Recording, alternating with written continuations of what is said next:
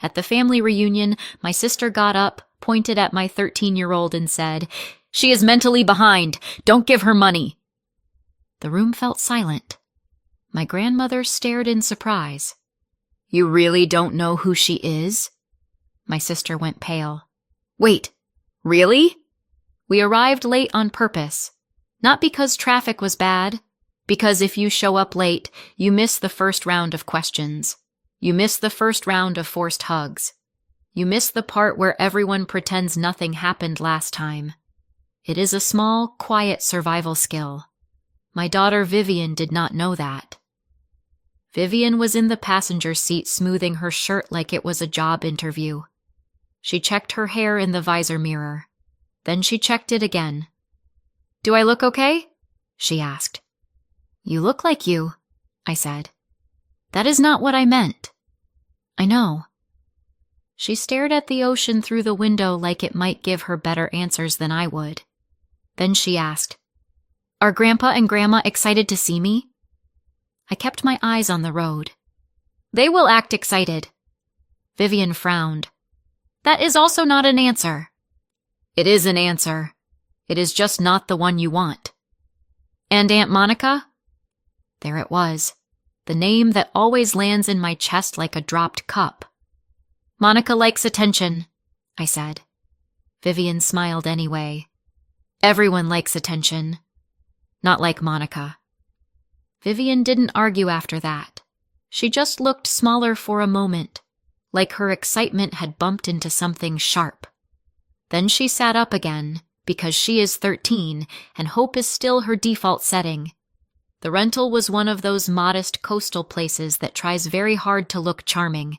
Weathered wood, sand tracked everywhere, a kitchen that smells like someone has been frying something since 2007. The moment we opened the door, sound hit us. Laughter, plates clinking, someone shouting a name across the room like we were at a sports event. My dad saw us first. He smiled like he had been smiling at the same family photo for years and just remembered where it was taken. "Lydia," he said. Not angry, not warm, just found. He hugged me quickly, 2 pats on my back, a short inhale, a short exhale. Done. My mom appeared behind him and touched my arm like we were close enough for it to mean something. Then she leaned past me to Vivian. "Oh my goodness," she said brightly. "Look at you." Vivian lit up, because of course she did. My mother can be wonderful in short bursts. My mother can play grandma like it is a role she has rehearsed. My daughter has only ever seen the performance. Vivian hugged her. My mom held on a second too long, like she was proving something to the room. Then she let go and smiled at me like we were doing so well. I swallowed the urge to pull Vivian behind me. Then my sister Monica arrived. Not loudly, not late. Perfect timing, like she had been waiting outside until she knew eyes would be on her. She did not walk into the room. She entered it. "Lydia," she said, with a smile that looked expensive. "Monica," I said. Vivian looked at her like you look at someone you have heard about forever but have never really met. Hopeful, curious, trying to be liked before she even knows the rules.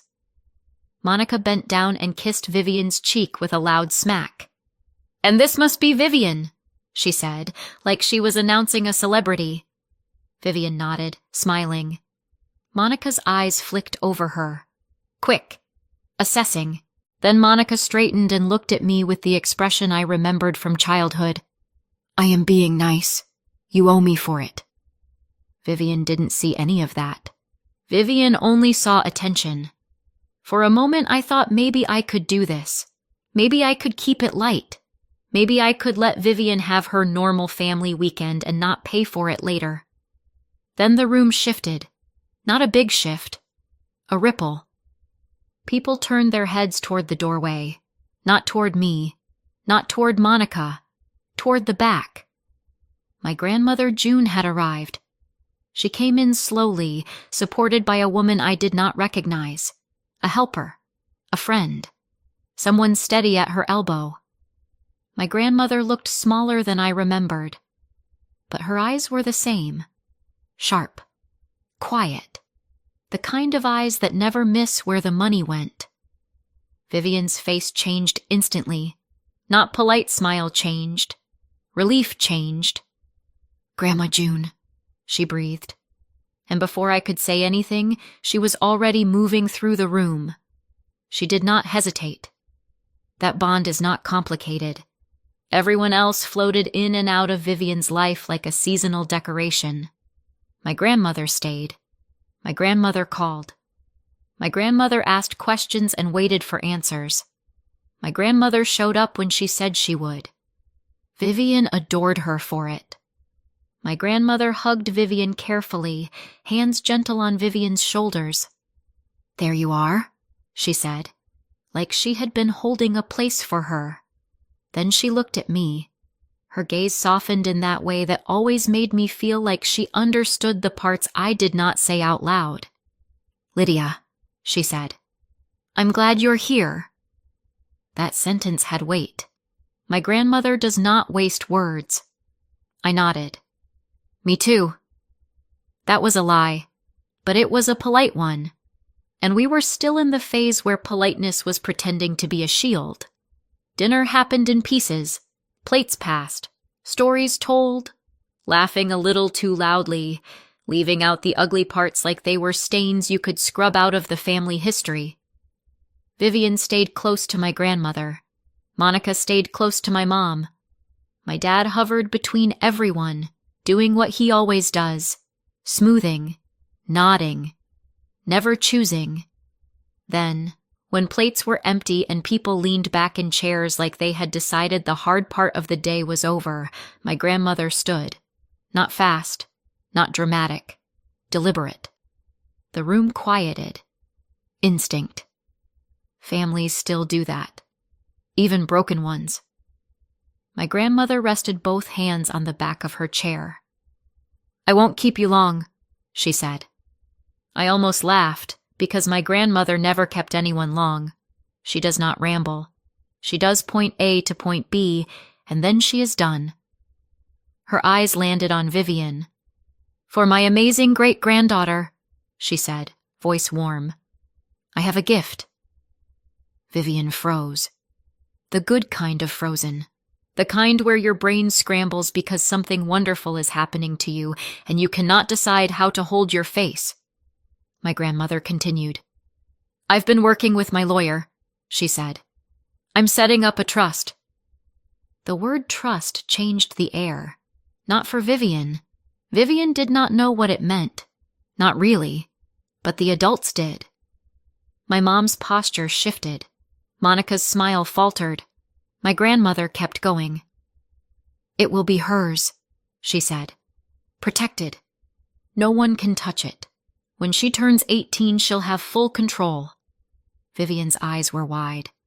"Grandma June." My grandmother lifted a hand gently. "Let me finish. There may be small distributions before then," she added, "for things that support her future. But the main thing is this. It's hers." A soft wave of applause moved through the room. A few relatives smiled. Someone said, "That's wonderful." And it was, in theory, a lovely moment. Then I looked at Monica. She was not smiling.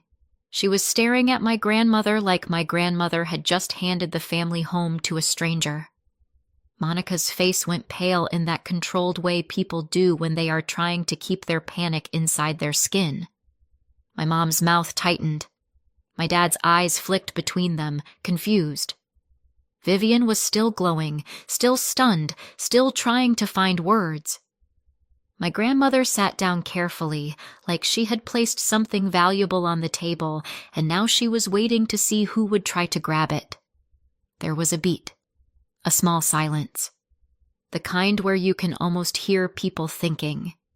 Then Monica stood, not casual, not hesitant, decisive, like she had made up her mind in one sharp inhale. She pointed at Vivian, and she said, loud enough for the room to hear, "She is mentally behind. Don't give her money." The silence that followed was not polite.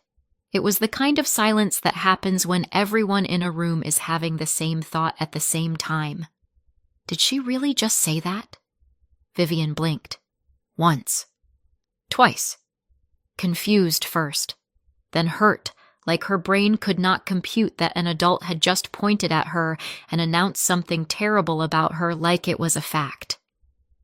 My grandmother stared at Monica in surprise. Then my grandmother's gaze shifted. To me. Back to Monica. And she said, very quietly, "You really don't know who she is?" Monica's mouth opened slightly. Her eyes darted. She swallowed. "Wait, really?" she said. And for the first time, she sounded less like a performer and more like someone who had just stepped on stage and realized she did not know her lines. My grandmother did not argue. She did not defend. She did not raise her voice. She corrected the record. "Vivian," she said, turning toward my daughter. "Sweetheart, stand up for a second." Vivian hesitated. Her hands were shaking. Then she stood anyway, because Vivian is brave in the way quiet kids are brave. The kind of brave that happens when you do the thing even though your throat hurts. My grandmother looked around the room. "Some of you already know this," she said, "because you have been in her life." That line landed. Not loud. Clean. My grandmother continued. "Vivian has been accepted into the Larkin Academic Fellowship Program, a highly selective, gifted program." A ripple went through the room, a soft intake of breath, a couple of quiet exclamations. Vivian's cheeks flushed, and her eyes flicked to me like she was not sure if she was allowed to be proud in the middle of being attacked. My grandmother kept her tone calm. "Straight A's," she said. "Recommendations. Interviews." Then she added, like it was the most ordinary thing in the world, "I paid the deposit." The deposit. That was the part that made the room understand. Not just that Vivian was accepted, but that it was real, recent, verified, and that the only way Monica did not know was if Monica had not been there. Monica's arm dropped slowly, like her body had finally remembered how. My grandmother tilted her head slightly. "So when you say you know who she is," she said, "I have to wonder what child you are talking about." Vivian's breath hitched. My mom stared at the table like the wood grain might tell her what to say next. My dad's face did that uncomfortable shifting thing it does when he wants everyone to stop and also wants no one to blame him. And Monica just stood there. For once, she did not know where to put her face.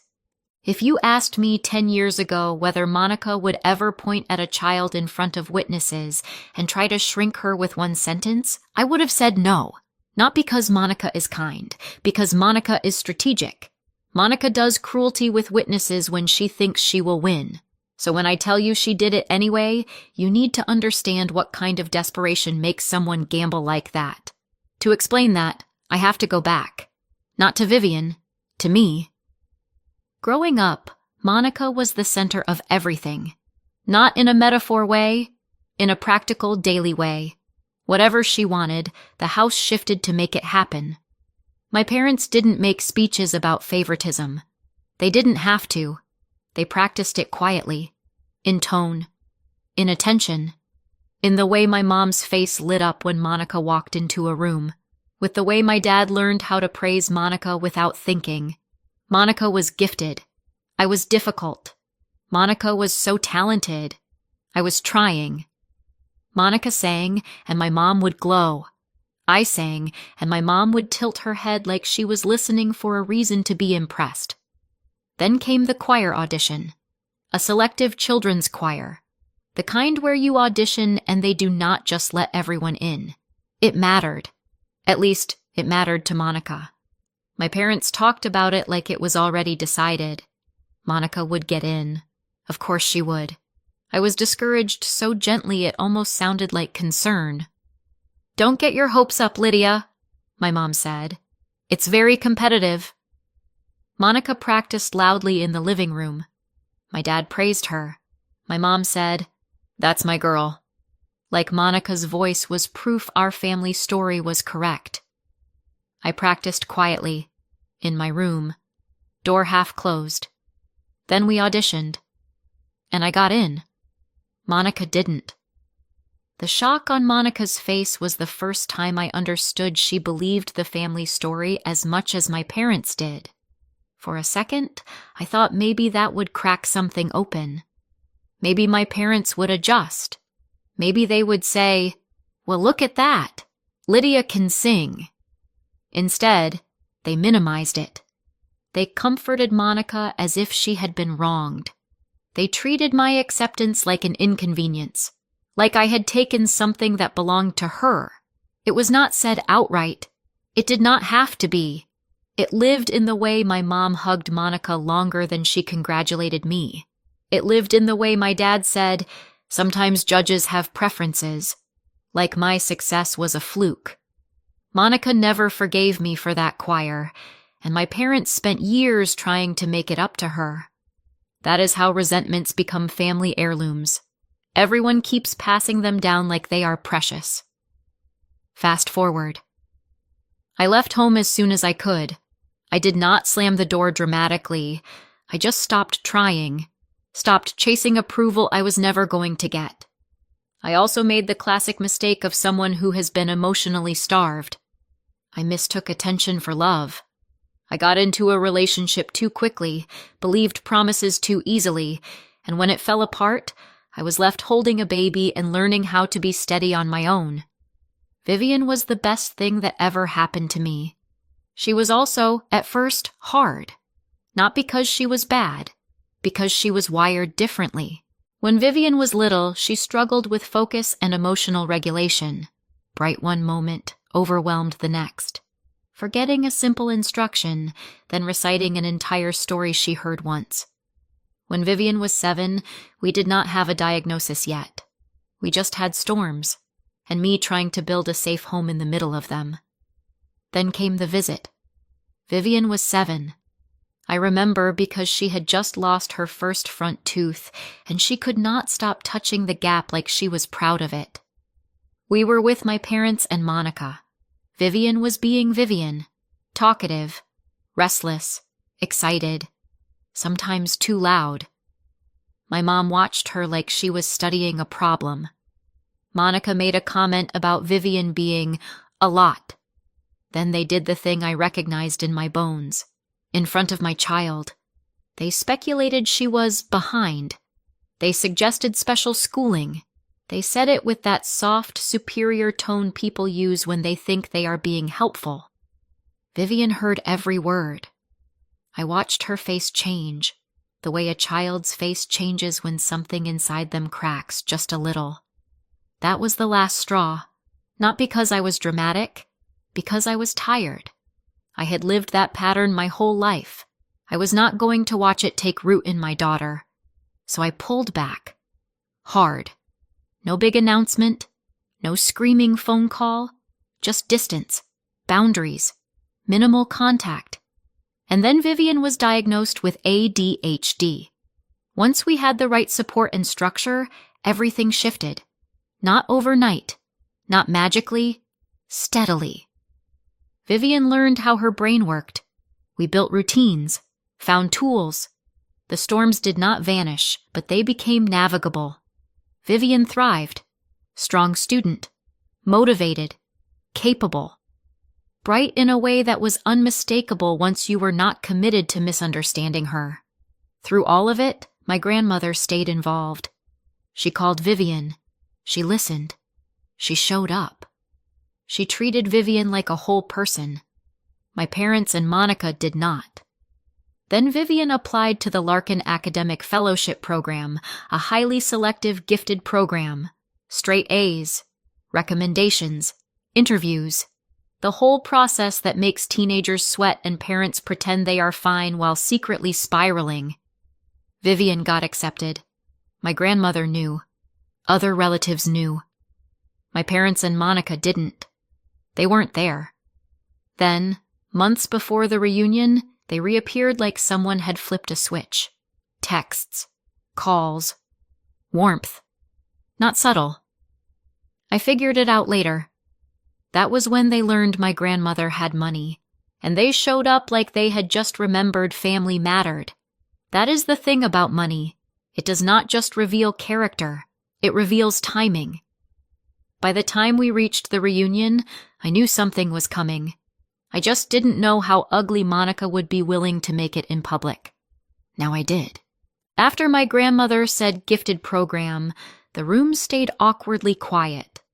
Not the stunned silence from Monica's accusation. A different silence. The kind where people are recalculating what they just witnessed and trying to decide where to look. Vivian wiped her eyes fast, like tears were something she could erase with enough effort. She tried to look brave. She was shaking. Monica recovered first. Of course she did. Monica always tries to reclaim control. "I'm only trying to protect you," she said to my grandmother, voice suddenly soft and reasonable. "You don't know what she's like at home. Lydia has coached her. You don't see it." My parents backed her up. Not with facts. With tone. "We didn't want to upset anyone," my mom said, like she was the victim. "We just thought you should know." My dad nodded behind her, uncomfortable and committed to not committing. My grandmother did not argue about ADHD. She didn't get pulled into a medical conversation she didn't need. She asked one question. "When was the last time you actually saw Vivian?" she said. Monica blinked. "Regularly." My grandmother tilted her head. "Name the last time." Monica's mouth opened, closed. Her eyes flicked toward my mom like she was looking for a lifeline. My mom stepped in. "We've been around," she said. "We know." My grandmother's voice stayed calm. "Then tell me something small," she said. "Something recent? Something you would only know if you were in her life." Monica's face tightened. And that is when I stepped in. Not loudly, not dramatically. I moved between Monica and my daughter, put a steady hand on Vivian's shoulder and said, "Don't speak about my child like that again." My voice didn't shake. I didn't raise it. I didn't need to. Vivian leaned into my hand just slightly, like she was anchoring herself. My grandmother looked at me once. Something passed between us. Recognition. Relief. Maybe both. Then she turned back to Monica and my parents. "This is about the trust," my grandmother said plainly. "And I won't have it." Monica tried to protest. "That's not fair." My grandmother cut her off without raising her voice. "We're done here." The room stayed quiet, not because people had no opinions, but because no one wanted to be the next person my grandmother looked at with that level of disappointment. "You need to leave," my grandmother said. Monica stared, stunned. My mom's face hardened. "Mom!" My grandmother did not flinch. "Not another word about her." Monica gathered herself with stiff, furious movements. My parents moved with her, still clinging to the illusion that this was concern and not greed. They left. No apology, no attempt to comfort Vivian, no glance that suggested a relationship beyond entitlement. When the door shut, Vivian's control broke. She cried in that raw, stunned way that is not about one moment. It is about suddenly understanding adults can be cruel and unfair, and you cannot logic your way out of it. "I didn't do anything," she choked out. I pulled her close. "I know." "Why would she say that?" I swallowed. "Because there are answers you don't want to give your child at 13. Instead, I gave her the truth she could carry. Because she doesn't know you," I said softly. "And she wants to pretend she does." Vivian wiped her face hard, angry through the tears. "But Grandma June knows me." "Yes," I said. "And that's why she couldn't win." The reunion continued technically. People cleared plates. Someone put on coffee. A couple of relatives tried to act like they didn't just watch a child get publicly targeted, but the energy had changed. Quieter. Realer. Later in the car, Vivian stared out the window and said, "So they don't actually know me at all, do they?" I kept my eyes on the road. "No," I said. "They don't." Vivian was quiet for a long time. Then she whispered, almost to herself, "That's what hurts." I reached over and took her hand, and I thought we had made it through the worst part. I was wrong. The next morning, I woke up to an email that made my whole body go cold before my brain finished reading it. It was from the gifted program. Polite, professional, distant. It said Vivian's place was on hold pending review due to a video that had surfaced and raised concerns about integrity. They were pausing next steps while they investigated. It didn't say withdrawn. It didn't say expelled. Paused. My first thought was not random internet drama. My first thought was Monica. Because of course it was. Reunion. Humiliation. Trust out of reach. Then this. I sat up in bed, heart pounding, and opened my phone with fingers that suddenly felt clumsy. I found it faster than I wanted to. A link in a group chat, a screenshot from someone I barely spoke to. "Have you seen this?"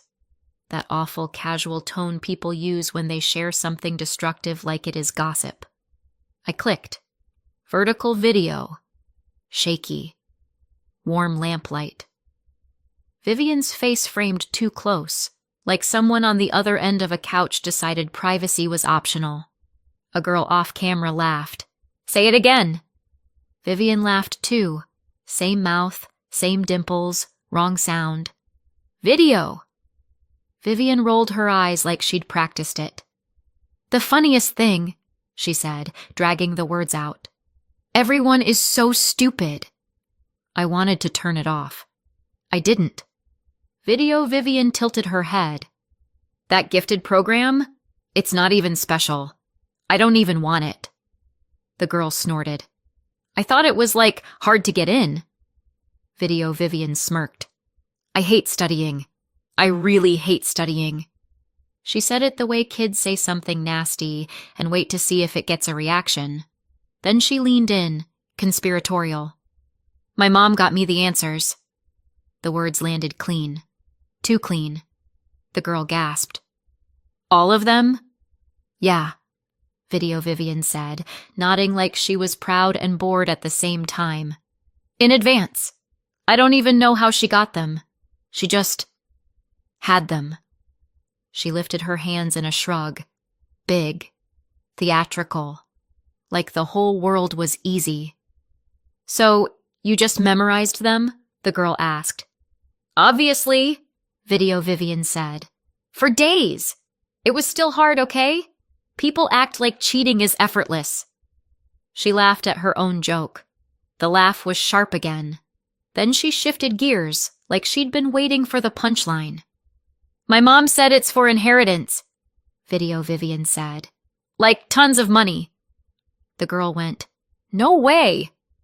"Oh yeah," Vivian smiled. "My great-grandma loves all the hard work stuff, so my mom was like, get into the program and she'll be impressed." She flicked her hair back. A little performance flourish. "And it worked," Vivian added. "She believed it. She totally believed it." There. That was the point of the video. Not the program. Not the studying. Convincing an old woman she was being generous to a sweet, grateful kid. Video. Vivian leaned back and said lightly, like it wasn't a confession at all. "Now she's setting up a trust. When I'm 18, I get the money, and then I'm done." "Done with what?" the girl asked. "Done with all of it," Vivian said, waving a hand. "School, trying, whatever." She laughed again. The camera jerked, caught a blur of Vivian's shoulder and the edge of a pillow, then the video cut off mid-laugh like someone hit stop at the exact moment it would hurt most. I stared at the black screen, not because I needed to process what was said, because I needed to process what it was designed to do. It wasn't Vivian. It was a fake wearing her face. It wasn't trying to embarrass her. It was trying to rewrite the reunion. It was trying to hand Monica a second chance to say, "See? I told you," and make everyone believe her this time. My immediate instinct was to keep Vivian from seeing it, which was impossible. The internet does not care about my instincts, but I could control one thing: how fast I moved. Screenshots, timestamps, links, the message threads where it was spreading. My hands were steady. My chest was not. Then I heard movement in the hallway. Vivian came out already tense, like she had woken up into something wrong. Kids know. They do not always know what, but they know when the air changes. She looked at my face and froze. "What happened?" she asked. Her voice was already shaking. I tried to keep my expression neutral. I really did, but my body gave me away. Vivian's eyes flicked to my phone. Then her phone buzzed. A notification. And I watched the exact moment her world shifted. She didn't even have to watch the whole thing. She saw enough. Her face, her voice, words she would never say. She made a sound, half sob, half gasp. "I didn't say that," she said immediately. "I didn't say any of that." "I know," I said. My voice was firm. "I know you didn't." Vivian's breath hitched. "They're going to believe it." "They're going to investigate it," I said. "That's not the same thing." She shook her head. "The program," she whispered. "Did they see it?" I didn't want to say it. I wanted to protect her from one more wound. But Vivian was 13, not 5. So I said it softly. "They put your place on hold." Vivian's face crumpled. "So I'm losing it." "No," I said immediately. "Not today." Vivian stared at me like she needed me to be certain enough for both of us. I took her phone and closed it. Not as punishment, as protection. "You're not watching that again," I said. "You're not reading comments. You're not letting someone else's lies live in your head." Vivian wiped her face hard, angry now. "Who would do this?" I did not answer immediately because I could not say Monica's name without turning it into a fire. Instead, I said what mattered. "This was done to you," I told her. "It isn't you." Vivian nodded, but her eyes were terrified. "What if Grandma June believes it?" she whispered. That question landed like a stone. We had not heard from my grandmother yet, and my grandmother is older, sharp, yes, but from a generation that grew up believing video was proof. Vivian's voice was small. "I don't want her to think that's why I'm with her." I pulled her close. "She knows you," I said. "She knows your heart." Vivian shook with silent crying. I let her cry for a minute. Then I stood up. Because Mother Bear energy does not look like screaming. It looks like action. I called a lawyer. Short notice meeting. I brought everything. The program email. The link. The screenshots. The message threads. I didn't walk in asking if there was anything we could do. I walked in saying, "Someone is using a fake video of my child to destroy her reputation and her education." The lawyer watched the clip. Didn't flinch. "We can take action," she said. We filed a police report. The officer was careful with his words, the way they always are at the beginning. He couldn't promise outcomes, but he gave me the one thing I needed to hear. Uploads leave trails. Platforms keep logs. Leads can be followed. That was enough to move to the next step, proving what the video actually was.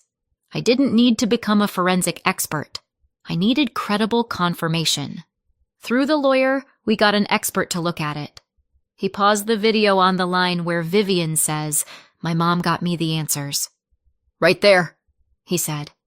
He replayed it slowly. The sound hit first. The mouth followed a fraction late. The shape of the word didn't match the teeth. "Now look here," he said, tapping the screen at the edge of her jaw. The outline shimmered for a frame, then settled.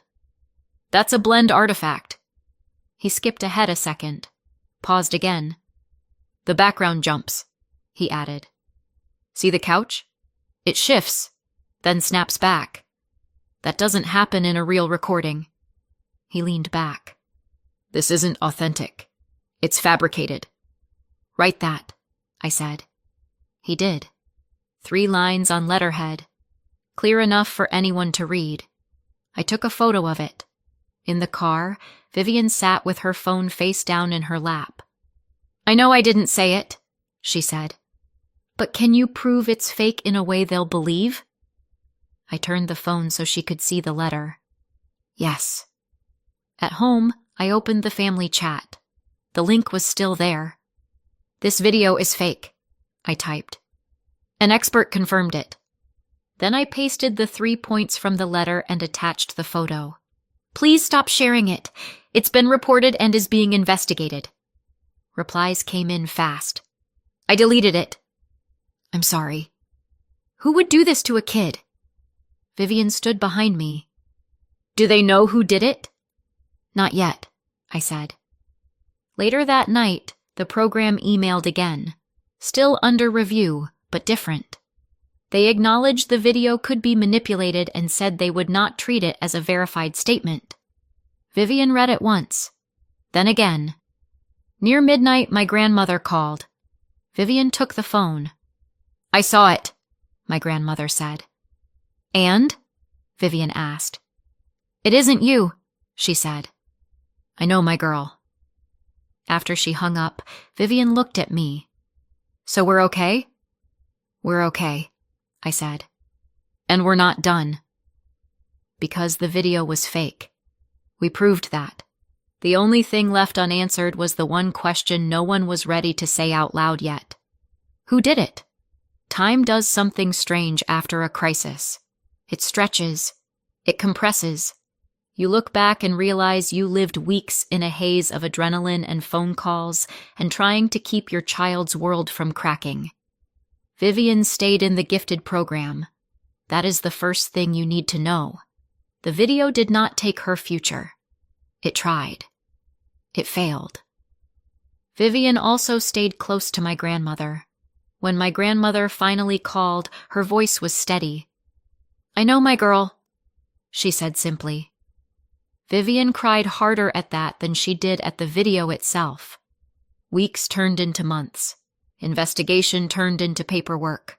Paperwork turned into court dates that I did not describe to Vivian in detail because she was 13 and she deserved to keep being 13, but I was there when it mattered. The upload trail led back to Monica. Platforms keep logs.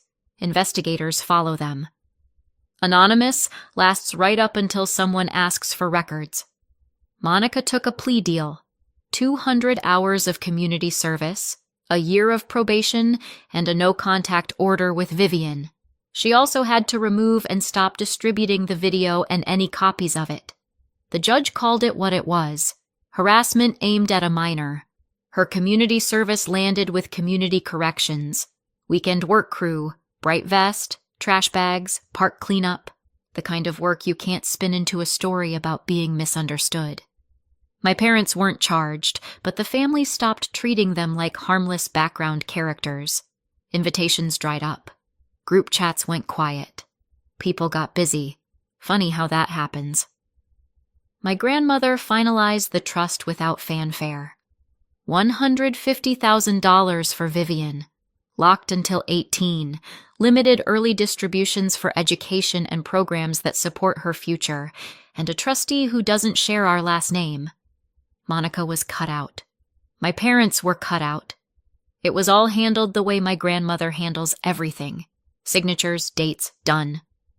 Then we went back to school days. Vivian dove into the program, complained about the workload, lit up when she talked about it. The reunion blurred, but Grandma June's sentence didn't. "You really don't know who she is." Did I do the right thing going to the police over that video? Comment below and subscribe for more stories.